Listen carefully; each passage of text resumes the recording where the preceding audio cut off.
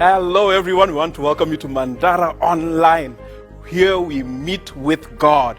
Whether you're 90 or you're 9, we've got something just for you. We've got worship programs, music, preaching, something for the young people, something for the children, something for the married people, something for the singles.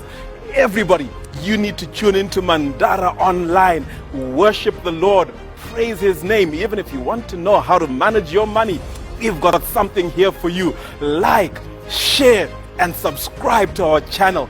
This is the place to be.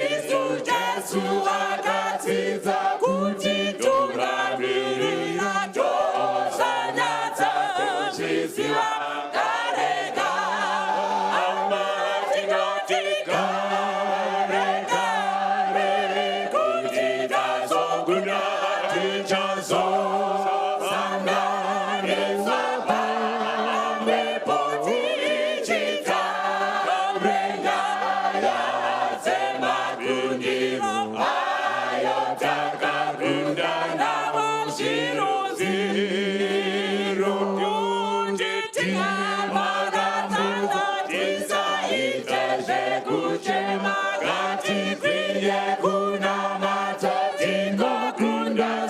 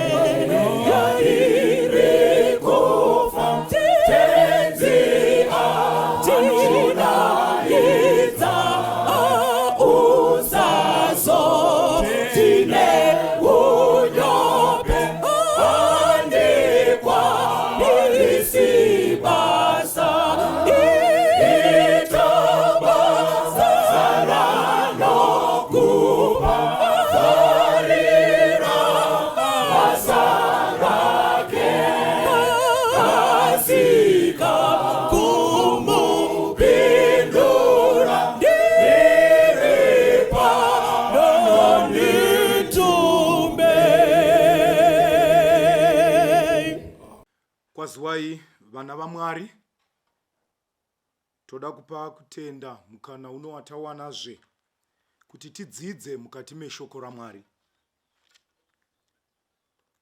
Regai nditore mukana uno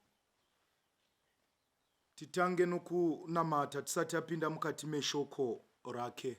Baba vedu vari kudenga, tinoda kukutendai matipazve umwe mukana wekudzidza shoko renyu. Hatingagoni kududzira chinhu kana mweya wenyu mutsvene wakanyora shoko ireri usina kutibatsira. Tibatsirei, muchataura nesu, tibvise zvatinganzwa navanhu, asi tinzwe zvamunotaura nemi. Toda kutendai nokuti matiitira zvakanaka. Dudzirai shoko renyu sezvamaitaura imi dai muripo. Tatenda kuti matinzwa muzita raJesu, amen. Regai tiinde pachitsauko chaExodus chapter 33. Exodus chapter 33 inotaura pamusoro paJehovha achiramba kuenda navana vaIsraeri ukaverenga pavhesi ya1 inoti, zvino Jehovha wakataura naMozisi akati, ibva pano kwira uende navanhu vawakabudisa munyika yeIjipita, muende kunyika yandakapikira Abrahama naIsaka naJakobho, ndichiti ndichaipa vana vako. Kana wateerera zvakanaka vhesi 1,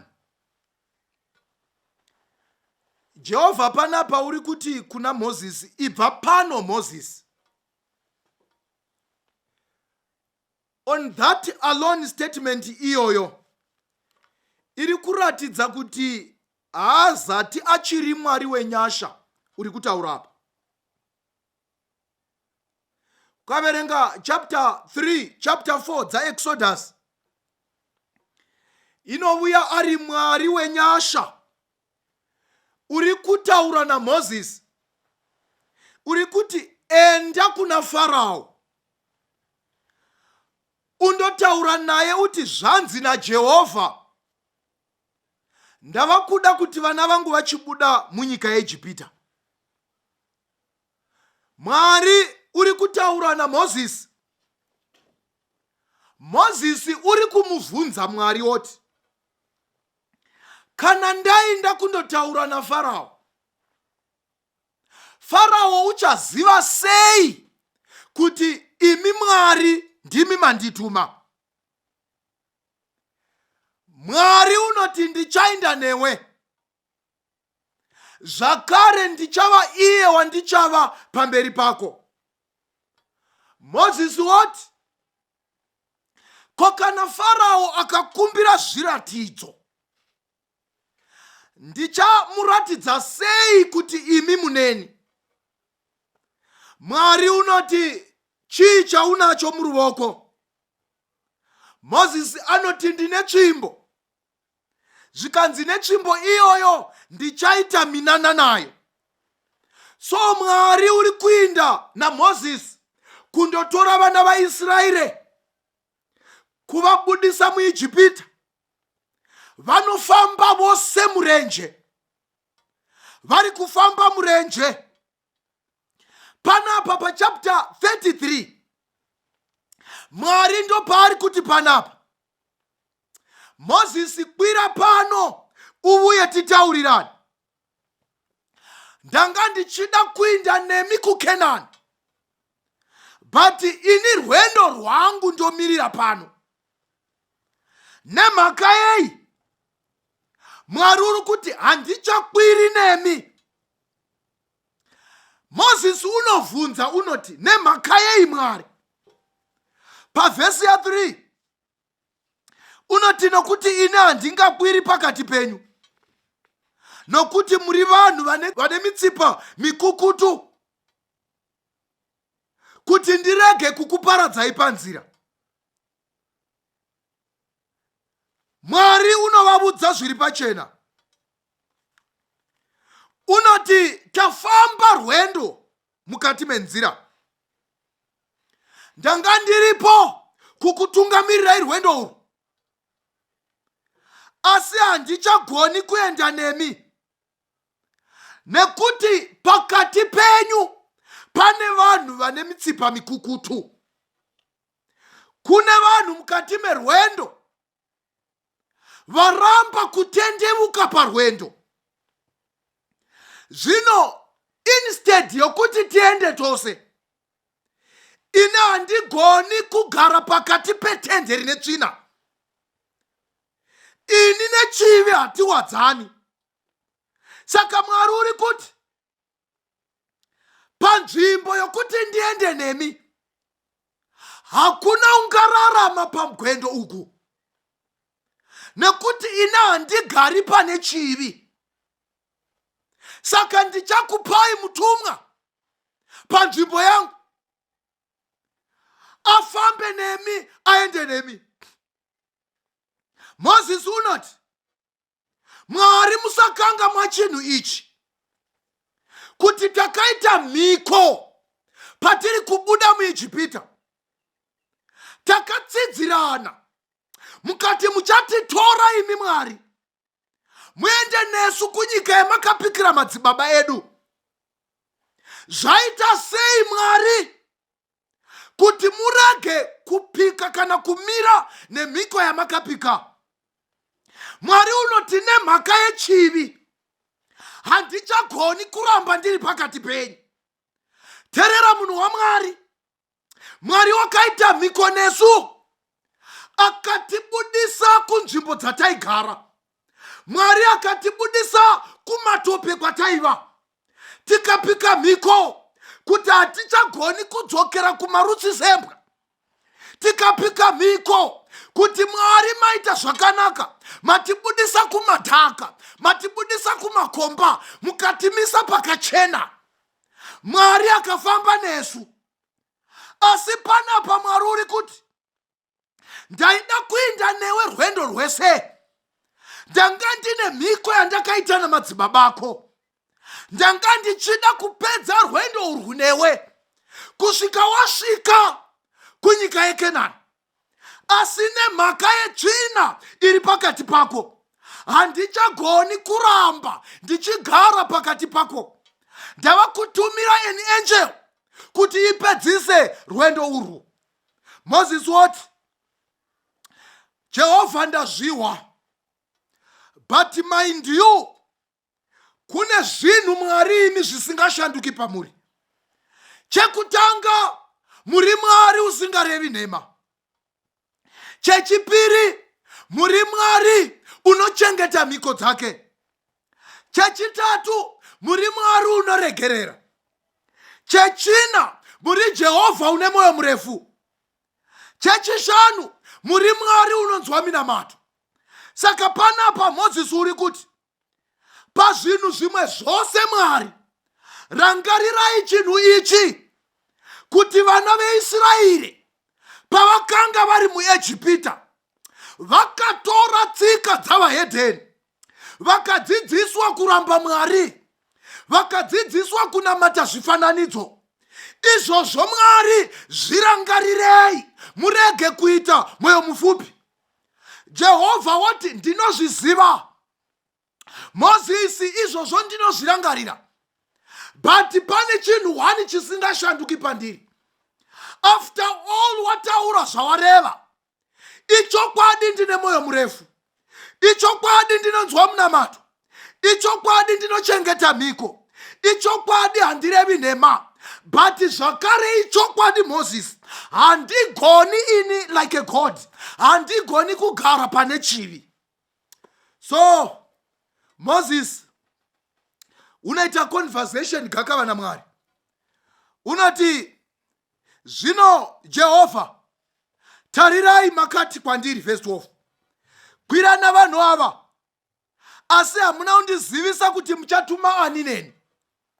Kunyange makati ndinokuziva nezita rako. wakawana nyasha pamberi pangu.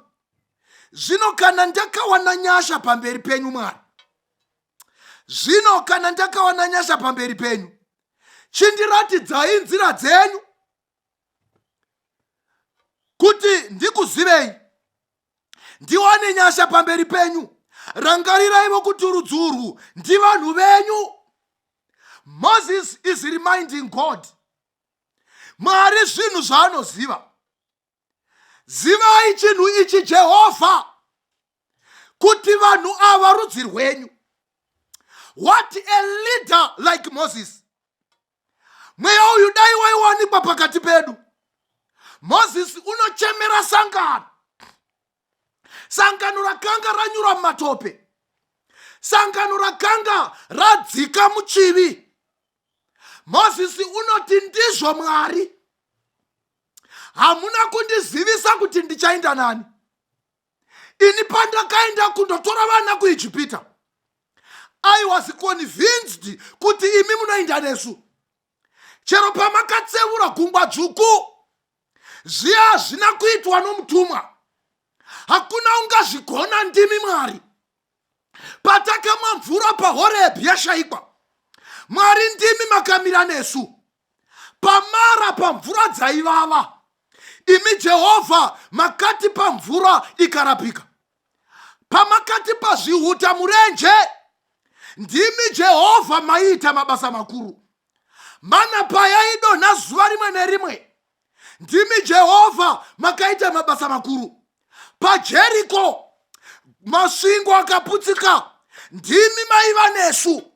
Zvaita sei nhai musharukwa kusiya sangano murenje? Moses unoita naro naMwari. We need a leader unopleader for the church. We need a leader unochemera zvivi zvavatadzi.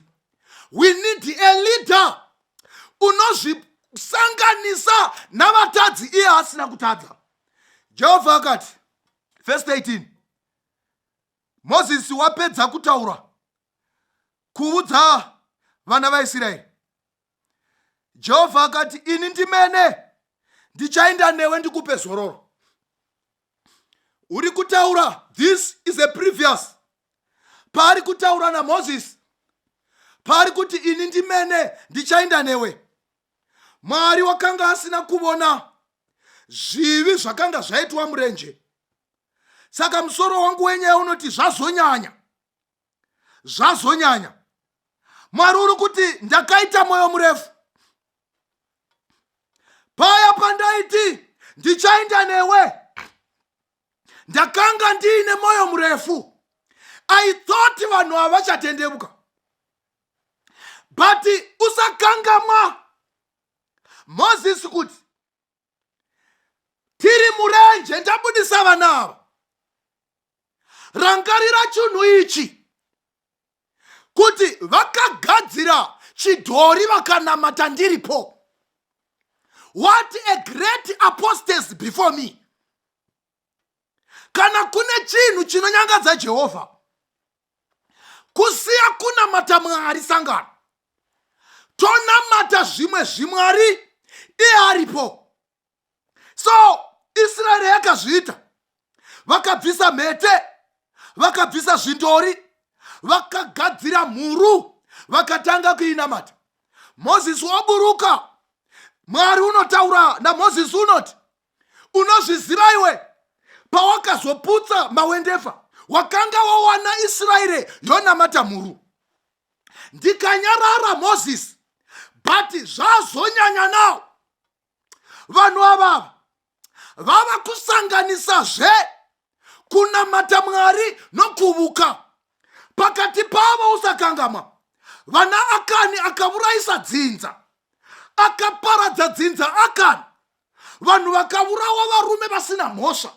Nemhaka yei? Pakanga ponamatwa zvidhori. Now it's too much. Zvazonyanya Moses. Handichagoni kuinda nemi. But handicha neglect church. Handichaivura iri murenje. Chinda inomutumwa. Inzwa munhu waMwari. Mwari waida kuinda nesu.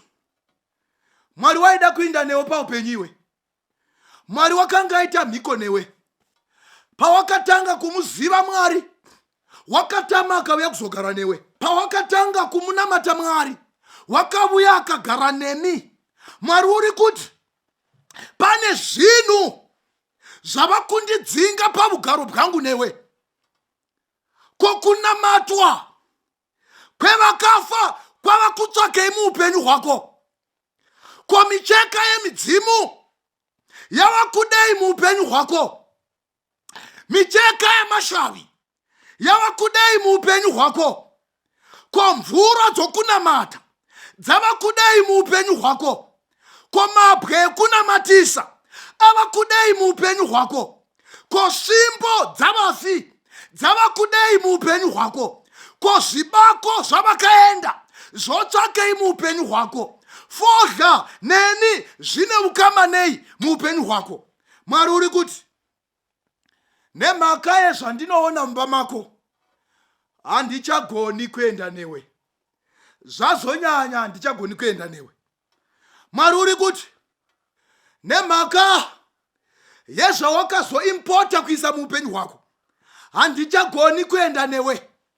Nemhaka yovun'anga, nemhaka yekuromba, nemhaka yeteve, nemhaka yehoko, nemhaka yemidzimu yauri kuda, nemhaka yekudhakwa, nemhaka yeuroyi, nemhaka yekubata zvinovengana naMwari, nemhaka yekuvhenganisa zvenyika nezvaMwari, nemhaka yekuputswa kwemitemo yaMwari, kusanganisira sabata ucharichengeti.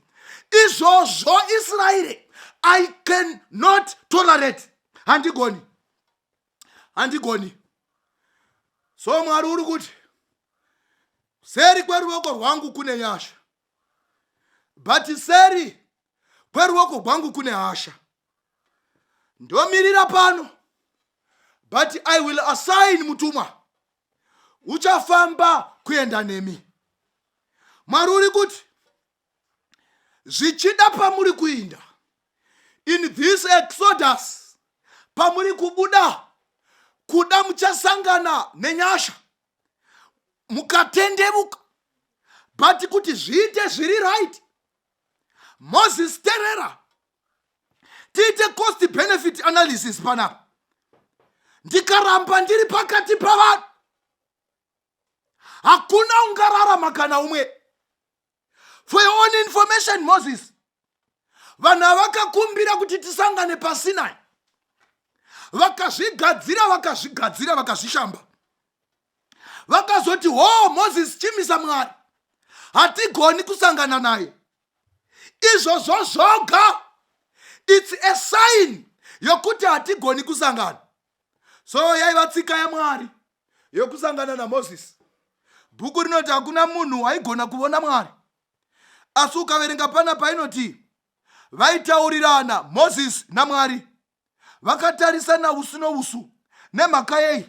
Kwai vaitaurirana seshamwari nokuti vaiva noukama. Saka Mwari unoti handichaendi nemi. Satendera kuti Mwari akuramwe muupenyu hwako. Saka panapa Moses uri kuziva the cost, kudhura kwekushayikwa kwaMwari muupenyu. Moses unoziva the benefits yeuwepo hwaMwari muupenyu. Unoziva mapfaviro erwendo. Unoziva hasha dzavaJebhusi muzhira. Unoziva hasha dzavaAmori muzhira. Unoziva hasha dzavaSiria muzhira. Unoziva hasha dzavaPerezi muzhira. Unoziva hasha dzavaHiti. Unoti Mwari, ndiani ungabuda nesu apa kana imi musina kuenda nesu? Ndizvo mutumwa unovuya. But on this occasion, on this exodus, pakubuda uku, hazvichadi mutumwa izvi, hazvichadi muprofita, hazvichadi unovuya akamirira imi. No need for delegation Mwari. Vuyai muende nesu. nekuti Satani omene ndiye unotirwisa. Let me tell you, mukati mehondo dzako mudikano, hazvidi muprofita waMwari. Mukati mehondo dzako mudikano, hazvidi unozviti munhu waMwari. Mukati mehondo dzako mudikano, hazvichadi mvura kana nhombo.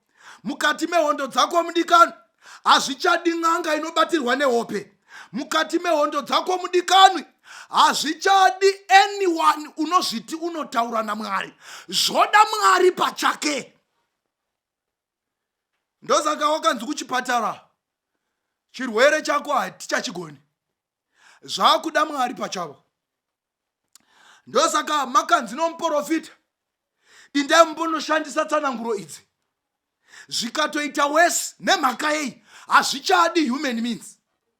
Ndosaka makapiwa zvamakapiwa nen'anga, mukaishanyira mangwana, mukawana vanhu vachichema vari pamariro ayo. Izvozvo zvinoratidza kuti nyaya yako haichadi vanhu, yoda Mwari pachake. So Moses uri kuti ngatirivhese madhiri Mwari. Pavhesi 15 Moses unoti hazvina basa nenguva yatakapambadza, hazvina basa Jehovah for the time wasted in the desert, 40 years in the wilderness. Hazvina basa, ngatirivhese madhiri. Pavhesi 15 unoti kana imi mumene musingaendi neni, iwai stubborn faith, kutenda kwa Moses. Unoti kana musingaendi nesu, regai henyu kutibvisa pano. Muchinda unonzi Moses so unondihlisa. Ndo unombonyora pa 30-32 paari kuti zvinodai muchikanganwira vanhu venyu zvivi zvavo, asi kana musingadi henyu ndidzimei pabhuku yenyu yamakanyora. Moses uri kuti imi Mwari hamugoni kundirasisa.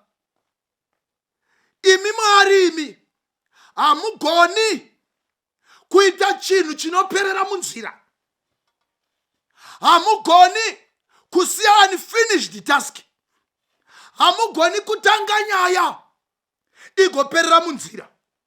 Ko zvamurimi wani mumakati, ndini muvambi nomutangi nomupedzisi wokutenda kwenyu. Zvaita sei ugere seri kwezuva? Zvaita sei musharukwa? Chii chanetsa? Makonewa here kusika mweya mutsva mukati mavanhu venyu? Varipo pakati apa vachakanaka voparara here pamwe chete navakaipa? Saka Mwari unoita nharo naMoses. In fact, ndi Moses uri kuita nharo naMwari. Moses uri kuti kana ini musingaendi neni, regai henyu kutibvisa pano. Moses uri kuti imi ndimi muchashorwa, ndimi muchazikamwa nendudzi kuti Mwari waIsraeri wakatora vana vaIsraeri kundovasiya murenje wakarukonewa rwendo. Kune ndudzi dziri mberi dzanga dzakamirira mukurumbira nokuona kudarika kwedu, dzichaziva kuti tavhunduka idzo tikaperera pano. Hakuna chinhu Mwari chichakushoresai sekusiya vana vaIsraeri pano. Nokuti verse 16 Moses wati zvichazikamwa seiko kuti ndakawana nyasha pamberi penyu? Zvichazikamwa seiko navanhu venyu kuti hamuna kuenda nesu? Hakuzi kuti muende nesu here tigova vakatsaurwa? Panapa ini navanhu venyu pakati pavamwe vanhu vose vapanyika zvichazikamwa kuti takatsaurwa. Saka Moses uri kuti patiri kufamba pakati pendudzi, yanga iri mharidzo yanga ichiratidza kuti makatibvisa ndimi neruoko rune simba. kubviswa pana Farao koga yaiva saini yokuti imi Mwari mune simba. Munoziva here kuti vanhu vakambokumbira kudzosegwa ava tichiri pedo uko, vachiti tofa nenhomba yenyama, vachiti tofa nenyota pano. Mozisi, tidzosere kuEjipita. Hakuna hondo inoita maperero akadai ekuti vanhu vanosarenda pamavoko aSatani. On its own God, you have been defeated by the devil. Satani uchasumudza rusvingo, ucharidza hwamanda kuti ndapedza masports muroad. So Mwari unohwisisa on a better angle nyaya izvi. Mozisi unotaurirana naMwari. Regai ndikuudzei rwendo rwechikristu runoda nharo naMwari. Kana mweya musina yoshupa mukati memusha, kana vana vasingachatereri mukati memusha, kana mhepo dzamadzinza dzoteverera vanotenda, kana varoyi votambira mumusha, kana minyama isingachabvi pavana vako, taura naMwari with a stubborn faith. Umuzivise chinhu ichi kuti ndimi Mwari makandibvisa uku. Tainamata vakafa, tainamata midzimu, tainamata vaprofita venhema, taiva mun'anga, taiva mukuvuka. Izvozvo zvinhu zvaitibetsera nekutenda kwedu. But now tikahwa nezvenyu imi Mwari, tikakudai tikakusarudzai, hamugoni kuti neglectira pano. Ehe, zvazonyanya Mwari, but still we are pleading. Tinayo micheka, tinazvo zvatakaviga. Titenderei Jehovha, tizvirashe mutange rwendo nesu. So Mwari uri kuti paverse 17, Moses, ndichaita chinhu ichi chawareva, nokuti wawana nyasha pamberi pangu. Ndinokuziva nezita rako. Iye akati, dondiratidzai henyu kubwinya kwenyu. Jehovha akati, ndichapfuvudza kunaka kwangu kwose pamberi pako, nokudana zita raJehovha pamberi pako. Asi ndichanzwira nyasha wandinoda kunzwira nyasha, ndichanzwira tsitsi wandinoda kunzwira tsitsi. Akatiwo, haungaoni chiso changu, nokuti hakuna munhu ungandiona akazorarama. Jehovha akatiwo, tarira pane nzvimbo vuno kwandiri, ungamira papwe. Kana kubwinya kwangu kopfumura, ndichakupinza mumukaha webwe, ndigokufukidza noruoko rwangu kusvikira ndapfumura. Ipapo ndichabvisa ruoko rwangu ugondiona necheshure, asi chiso changu hachionekwi. Mwari uri kutendeuka, uri kukonfesa kuna Moses, uri kuti zvandandafungira Israeri handichaiti wawana nyasha iwe, handichaiti zvandandaifungira. Ndandichida kupukuta rudzi rwose, hakuna waisara une chidhori mutende waisara, hakuna waisara unoinda kuvavuki waisara. Moses, hakuna mhombwe yaisara. Moses, hakuna munhu waisanganisa Mwari navadzimu waisara. Moses, hakuna vun'anga kwaIsraeri, hakuna waisara. Moses, hakuna waidhakwa kana kusvuta mikozodo kana doro kana kusvuta mbanje waisara. Moses, terera, hakuna waidya nguruve waisara. Terera Moses, hakuna waiputsa sabata waisara. But because iwe uri mufesi wangu, because for your pleading, for your prayer, Moses, ndatendeuka. chinda undovaudza vana vaIsraeri uti chero zvakadero zvivi zvenyu zvazonyanya pamberi pangu. Mozisi mudhara unoti kwedza musharukwa unoinda unosvika pamberi paIsraeri unoti ndazotaura nomudhara wati handichakupii mutumwa, ndava kuenda nemi ndipedzise rwendo. But be careful, patava kuinda murwendo ndava kuoperata not as a caring God. Handichazi Mwari une nyasha, ndava Mwari une hasha. Ndakurura bhachi raEmmanuel, ndapfeka bhachi raJehovha wehondo, Jehovha une hasha, Jehovha unorwa nendudzi achikunda. Saka be careful, any touch is a move.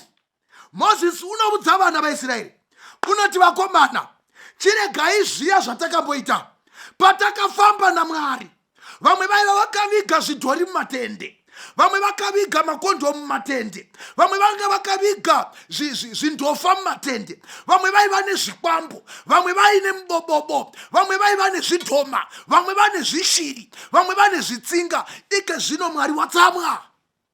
Uri kuti zvazonyanya, Mwari uri kuti zvazonyanya. Iko zvino vane zvavanazvo ngavarashe.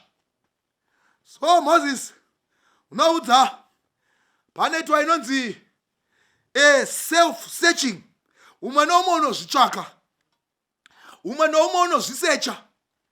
Vakanga vane zvavainazvo vanopisa, vaiva nemitimwi vanodambura, vakanga vakatsiga misha vanobvisa, vakanga vano vun'anga vanorasha, vakanga vane zvishiri vanobvisa, vakanga vachivuka vanorega, vakanga vachiinda kumasvikiro vanodzima, vakanga vachidhakwa vanobvisa, vakanga vachisvuta vanorasha. Vanosara iri Israeri yakanga yachena.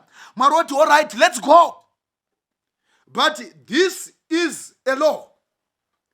Ndichaitira nyasha wandinoda, ndigorovazve wandinoda. Nemhaka yei ndava kufamba nemi paextra mercy. Tiri kufamba muextra nyasha. Handichazi kufamba at my own will. Ndava kufamba nokuti ndakonewa kuzvidza Mozisi munhu wangu. So handei. Saka vakomana vari kuinda vachiziva chinhu ichi, kuti waita nharo naMwari waizoparara. Ndo pamuri kuona pavari kuinda pashiti, vondovambuka palast station. Paiberoti pakaitwa upombwe. Mwari akauraya vazhinji nousiku umwe chete. Nemhaka yei wakanga asisiri Mwari wenyasha. Rega ndikuudze mudikani, wakaita zvawakaita muupenyu, Mwari akakunzwira nyasha. Ukaita novun'anga, Mwari akakunzwira nyasha. Ukareva nhema, Mwari akakunzwira nyasha. Uri kuti nhasi Mwari, it's high time. Zvazonyanya mudikani. Ike zvino Mwari uri kuopareta panguva yokupedzisira. Ukaverenga Abhi, unonzi Abhi hauchararami. Nemhaka yei wakauraya vaprofita vangu. Abhi akaita nharo naMwari, akaenda kuhondo, haana kudzoka. Rega ndikuudze mudikani, wakazviita nguva refu, ukagara musangano wakaromba iwe. Wakazviita nguva refu, ukaroya vanhu vachifa zvisingazikamwi. Dzimwe nguva you hold a post even muchechi, uine svina inokuteverera. But panapa kuri kunzi naMwari zvazonyanya mudikani, gwendo runahu pabudi. Rega ndikuudze, zviri nani kudzoka kuna Mwari iye asati adzoka kwauri. Zviri nani kudzoka kuna Mwari uya uwire pamakumba aJesu iye asati awira pauri. So Moses, uri kuti pavari kufamba, Mwari muchainda nesu, Mwari muchainda nesu. Kune chinhu chimwe Mwari chaasingaiti, haagoni kumanikidza munhu kusarudza kusiya chivi. mumwe muimbi unoti zvakanaka kusiya chitema, asi Mwari haagoni kumanikidza kuti munhu asiye chitema. Chero ukadzidza pa the fall of Lucifer kudenga, Lucifer achidonha, Mwari haana kushikidzira Lucifer. Waidero akamuurayira ipapo, but he gave him chance kuti asarudze zvaanoda. NdiMwari unouya mumba mako, unosiya micheka irimo seasingaioni. NdiMwari unouya mumba mako, unosiya mvura irimo seasingaioni. NdiMwari unouya mumba mako, unosiya matombo arimo seasingamavoni. NdiMwari unouya mumba mako, unosiya ruva riya rinodiridzwa nomukaka seasingarivoni. NdiMwari unouya mumba mako, unosiya mazizi, unosiya mapere aya anogara pakavanda seasingamavoni. NdiMwari unouya mumba mako, une zvawakabatiswa zvavakafa vakaenda, une zvibako zvefodya, unorovera mazita avamwe pasi, une mbiya dzakakwidibigwa mumba mako. Mwari uri kuti nemhaka yekuti zvazonyanya handichaendi newe. Mina ndikuudze, sevaparidzi hatidi kuparidza hasha dzaMwari. Nyasha dzaMwari dziri matiri dzinotimanikidza kusaparidza hasha dzaMwari. Kwete kuti Mwari haatsamwi, asi hakuna ungagona namanzwi apanyika ino kutsanangura hasha dzaMwari.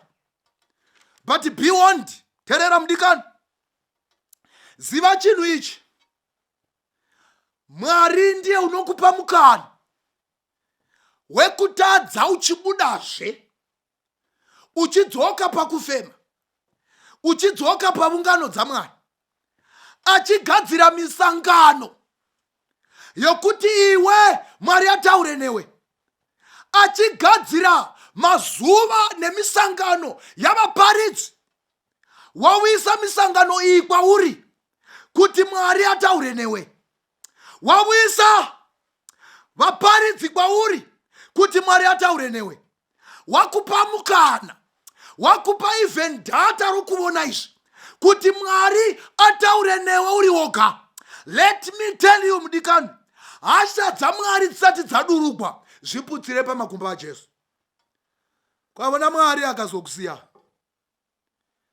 Wemunyoro unoti no man is safe without God. Hakuna munhu uri safe kana Mwari akasuduruka. Samsoni Mwari abva kwaari, bhuku inoti wakafa mutembere navatogwa. Rega ndikuudze, Mwari abva kuna Nebhukadhinezari, bhuku inoti wakafura bundo senzombe. Rega ndikuudze mudikani, Mwari ati kuna Judhasi zvazonyanya, wakafira mumuti akazviremberedza mumuti. Rega ndikuudze chimwe changu, Mwari ati kuna Manase zvazonyanya, wakakwevewa nezvikokovono kusvikira afa. Rega ndikuudze hama inodikanwa, Mwari wakazoti zvanyanya, akauraya varume vana Ahabhi nemiseve vakafa. Rega ndikuudze chidikani, kana zvikakunyanyira iwe Mwari, Mwari mukombe wezvivi zvako ukazara, unofa rufu runosiririsa. Before that time, nyasha dzaMwari dzichipo. Kana uyoyo usati watiwira, kaona Mwari akakusiya, hakuna chinofamba.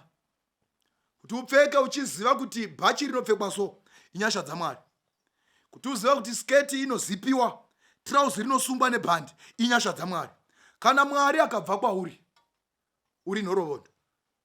Regai tinamate panguva ino navanoti Mwari, zvisati Mwari asati ati zvanyanya zvangu, ndoda kudzoka kwamuri. Unoziva pawakatsauka, kana Mwari akauya kumba kwako, ungateerera here mimhanzi yaunoridza? Kana Mwari akauya kumba kwako, ungapfeka here mapfekera unoita? Kana Mwari akauya patebho yenyu yamunodya, ungadya here zvokudya zvamunodya? Kana Mwari akauya pamunonwa, ungamwa here pamwe chete nemi? Mwari akauya pamunogocha, unogona here kudya nyama yamunodya? Mwari akauya muchinamata, unogona here kuimba nziyo dzamunoimba? Kana zvisina kudero, dzoka kuna Mwari. Regai tiwane nguva yokunamata. Regai tiwane nguva yokunamata. Sati tanamata. Regai ndiverenge komendari iri pano. Iri kutaura pamusoro pepfungwa inonyogwa nomunyori pachapter 33. Unoti iye Moses is very earnest with God. Thus by the intercession of Christ, we are not only saved from ruin, but become entitled to everlasting happiness. Observe here how he pleads. We find grace in God's sight. If we find grace in our hearts to guide and quicken us in the way of our duty. Moses then entreats a sight of God's glory and is head in that also. Kadzoka pasure. Inoti, those whom God pardons, verse 1, must be made to know that their sin is deserved. Let them go forward as they are. This was very expressive of God's displeasure. Though he promises to make good his covenant with Abraham in giving them Canaan, yet he denies them the tokens of his presence they had been blessed with. The people mourned for their sin. Of all the bitter fruits and consequences of sin, true penitence most lament and dread most God's departure from them. Canaan itself would be no pleasant land without the Lord's presence. Canaan itself would be no pleasant land without the Lord's presence. Those who parted with ornaments to maintain sin could do no less than lay aside ornaments in token of sorrow and shame for it. Zvikanzi Canaan vakaziva kuti haingavi nyika ingafadza pasina Mwari. Rega ndikuudze mudikani, upenyu hwako hahunganakidzi pasina Jehovha. Muchato wako hahunganakidzi pasina Jehovha. Kana Mwari akati chinda oga pamuchato wako, kana Mwari akati chinda oga pamabhizimisi ako, kana Mwari akati chinda oga pakudzidza kwako, kana Mwari akati chinda oga pakurwara kwako, kana Mwari akati chinda oga iwe panyaya dzako, haungapabudi pamatare pamberi pehasha dzaFarao.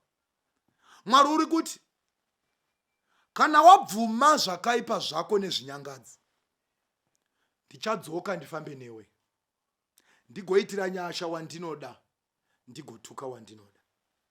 Regai tisiye pfungwa idzi tichikumikidza nomunyengetero kuti Mwari tiitirei nyasha.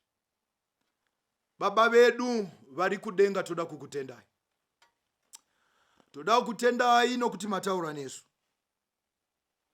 Toda kukutendai nokuti vhangeri renyu rinovouya nehasha, nokuti munotsvaka kutibvuta mukati mamavoko omuvengi. Tibatsirei Jehovha, nokuti vanokudai vopera.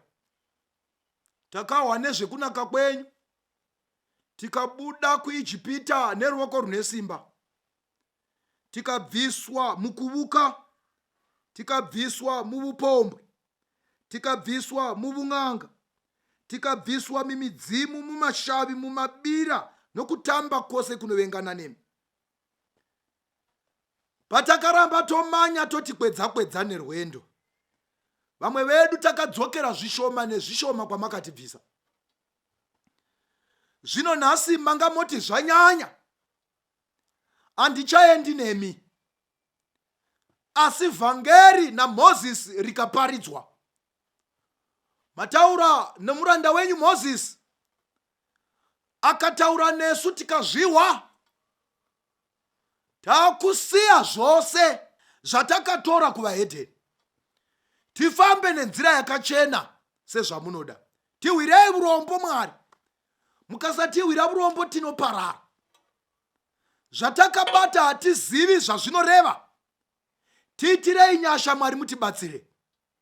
Tisafira muzvivi rufu rwamapenzi, asi tife rufu rwavatsvene. Tatenda kuti matinzwa, muchatiitira nyasha dzinopfuura nokunaka.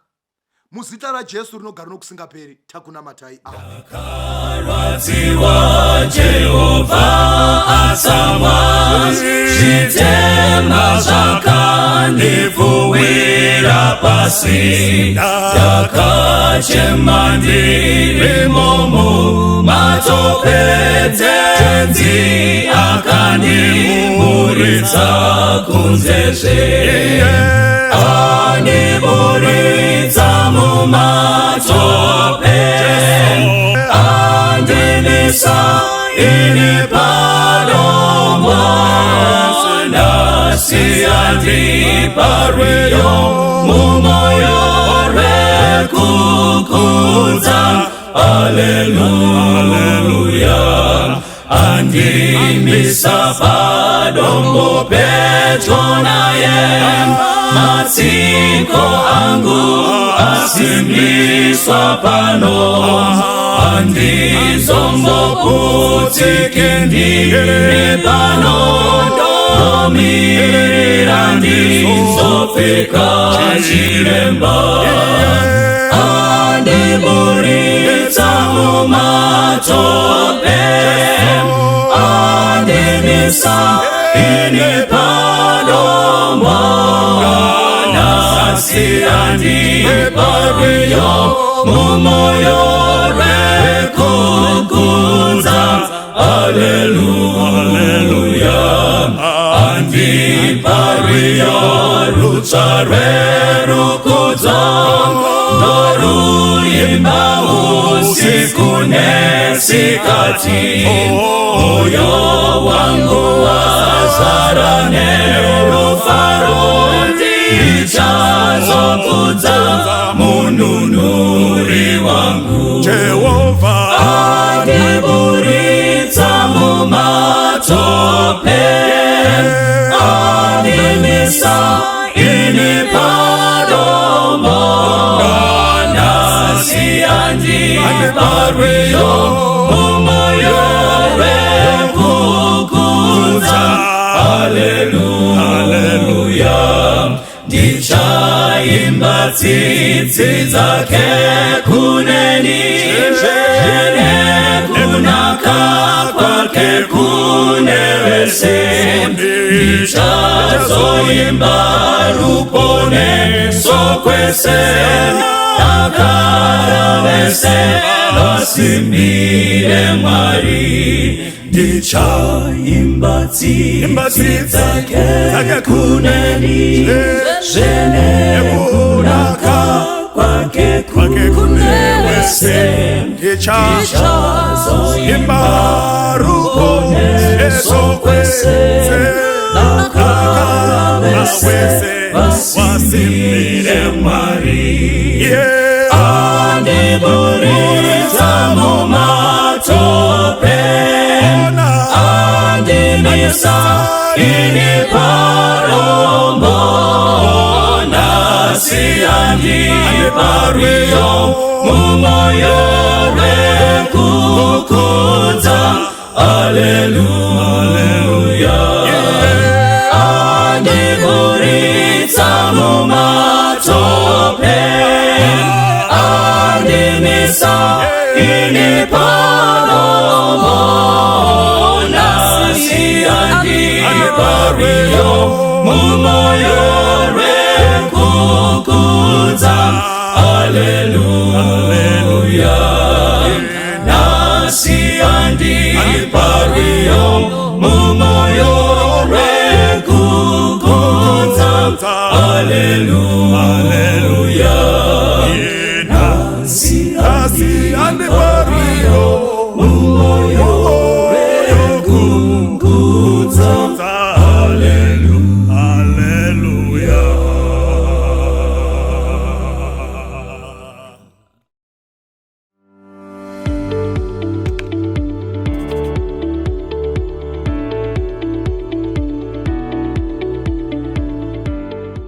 Greetings and welcome to Zouk Media News. I'm Diana Manyika.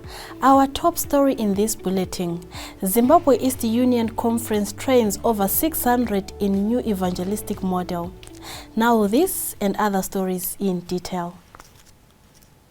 The Zimbabwe East Union Conference recently joined the Global Church in the East Central Africa Division of the Seventh-day Adventist Church for a massive evangelistic campaign. The campaign ran from the 6th to the 20th of July 2024, and the campaign saw Zimbabwe East Union Conference President Pastor Godfrey Musara and other delegates traveling to South Sudan to preach the gospel. Pastor Musara was stationed in Juba, the capital city, alongside Pastor Ted Wilson, the president of the Seventh-day Adventist World Church, who was based at a different site in the city. The intensive campaign resulted in the baptism of hundreds of people, marking a notable success for the church's outreach efforts in the Central African nation. In an interview with the Zimbabwe East Union Conference media, Pastor Musara highlighted the campaign's significant impact on the local community and underscored the importance of such initiatives in advancing the church's mission globally. Greetings from Juba, South Sudan. We want to thank God for His wonderful blessings that we have seen and received in Juba during the homecoming campaigns that were happening around ECD. Last week, we had our GC president in the stadium and went into the Nile River for baptism. Over 200 were baptized. I understand to date we have over 400 people who have been baptized and a lot of testimonies. We give glory and honor to the Lord. What I can say for Juba, South Sudan, my experience here is we should preach the gospel in season and out of season. This is rain season here. Some of the nights people could not attend because of the rain. Some sites would abandon, but still the Lord was able to win many souls to Himself. So I want to say to everyone, wherever you have an opportunity, whether the opportunity is good or it's not, according to you, it's not the best opportunity, but that is the right opportunity, that is the right moment, you need to preach the everlasting good news. So I want to say thank you and God bless you all. Amen. The Zimbabwe East Union Conference has recently conducted a Trainer of Trainers program to introduce the GROW model, which is an innovative evangelistic approach inspired by lessons from agriculture.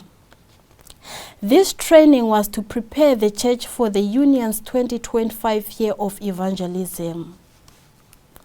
The initial training sessions held at Glen City in Harare were attended by over 600 pastors and their representatives from districts across the Union territory.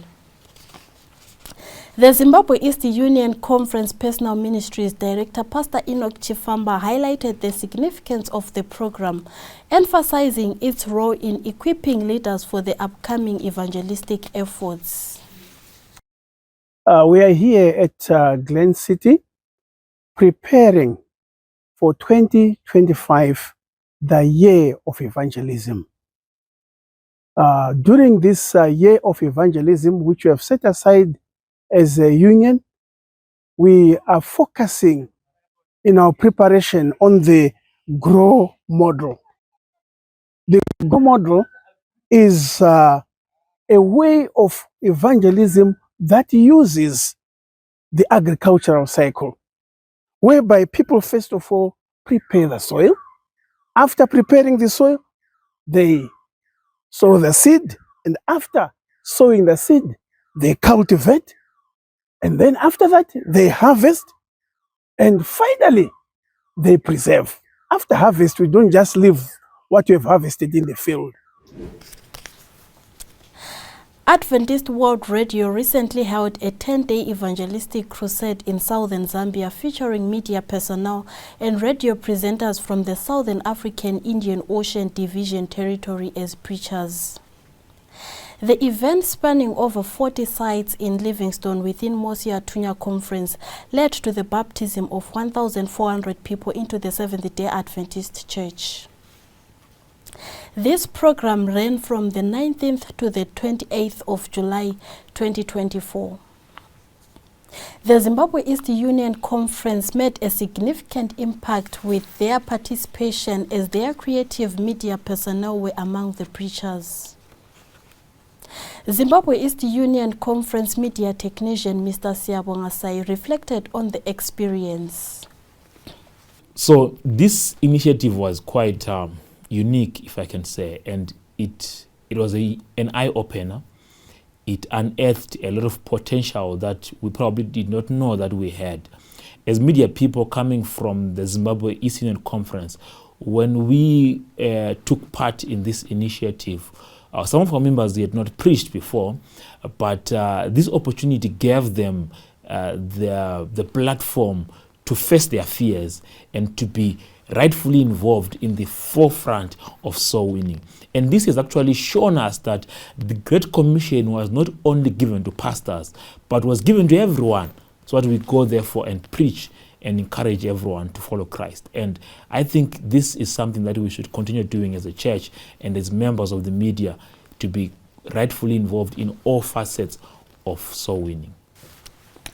One of the program coordinators, Adventist World Radio Africa Director, Elder Emmanuel Ogal, encouraged the media personnel to continue their work in God's vineyard and to observe how the Lord would reveal himself through their efforts. In addition to the evangelistic preaching, the program included seminars on radio content production, witnessing, and other valuable skills for ministry.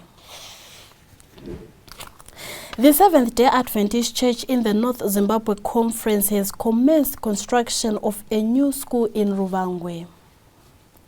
The groundbreaking ceremony held on the 28th of July was attended by church leaders, community members, and local officials. Dr. Trasmo Parangeta, the president of the North Zimbabwe Conference, laid the first brick, marking the church's commitment to the $80,000 project. Speaking at the groundbreaking ceremony, Pastor Fusire, the conference education director, said the church's profit is not monetary, but seeing young children to grow up knowing God. Local residents have contributed their labor to seeing the project be a success. Though additional funds are needed to complete the school by January 2025, the church and the community have committed to doing everything in their power to have the school finished on time. 22 students from the University of Zimbabwe's Public Campus Ministries recently participated in a skills training program at Green Valley Farm in Arcturus. The workshop focused on making and preparing hives, tree grafting and care, as well as production of rare crops such as buckwheat and cassava. Mr. Pardon Mugari, an accomplished farmer, educator and University of Zimbabwe alumnus, facilitated the training. During the workshop, Mr. Mugari urged the students to acquire these skills and to teach them to the communities they will evangelize to through their off-campus Sunday programs.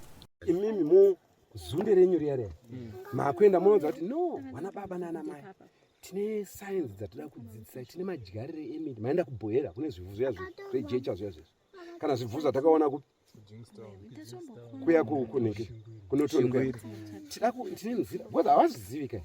Tine nzira yatida kudzidzisai kudyara miti. Mutora time nawo vachidzidza. Because chichazovashamisa mani, ndezvichazoitika pamuti wacho. Wachazokudaidza kuti yemo wakumana.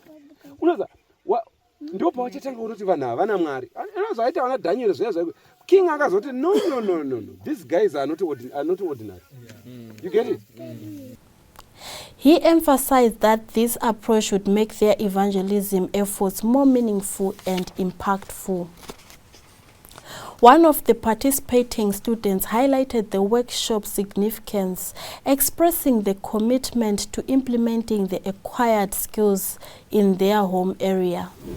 The North Zimbabwe Conference recently organized a Youth Ministries Bible quiz at Maubra Seventh-day Adventist Church on the 28th of July 2024. The event aimed at encouraging young people to engage with the Holy Scriptures. The Bible quiz was well attended with participants from various churches across the North Zimbabwe Conference territory. The quiz is a regular initiative by the church to foster a deeper connection with the Bible among the youth. This marks the end of our news bulletin for today. Thank you for watching.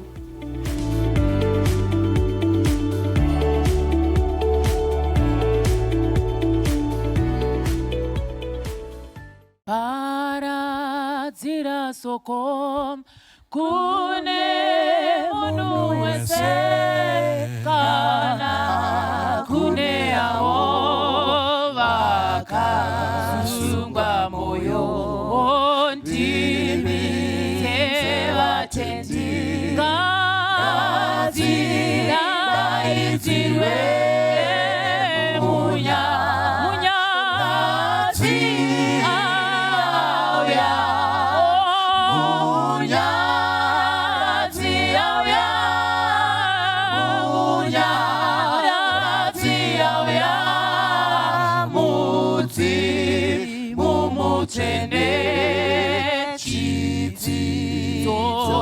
Baba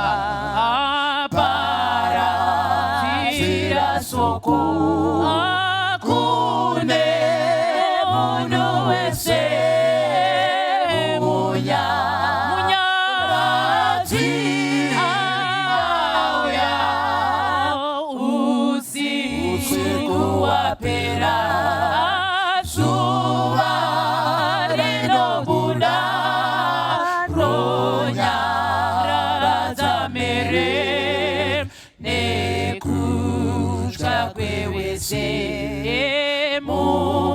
mumakomo wese zuva rakasika munyaradzi auya munyaradzi auya munyaradzi auya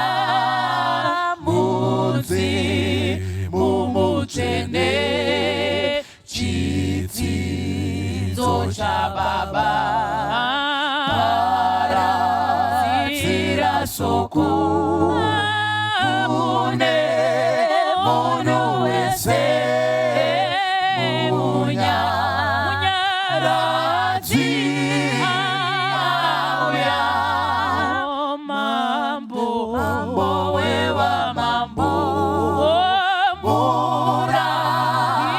mokoro iparusunungu koabatwa vese nemumatirongo rwiyo ngarunzwike munyaradzi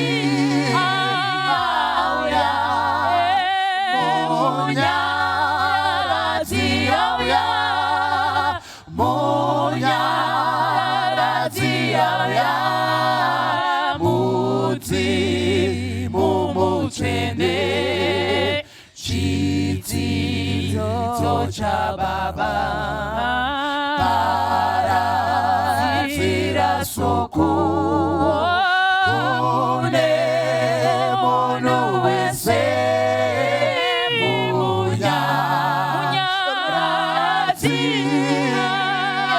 auya rudo runoyera handingakwanisi kuti nditaure tsitsi dzinoyera ini munyaradzi ndiwe nekupenya munyaradzi auya munyaradzi auya munyaradzi auya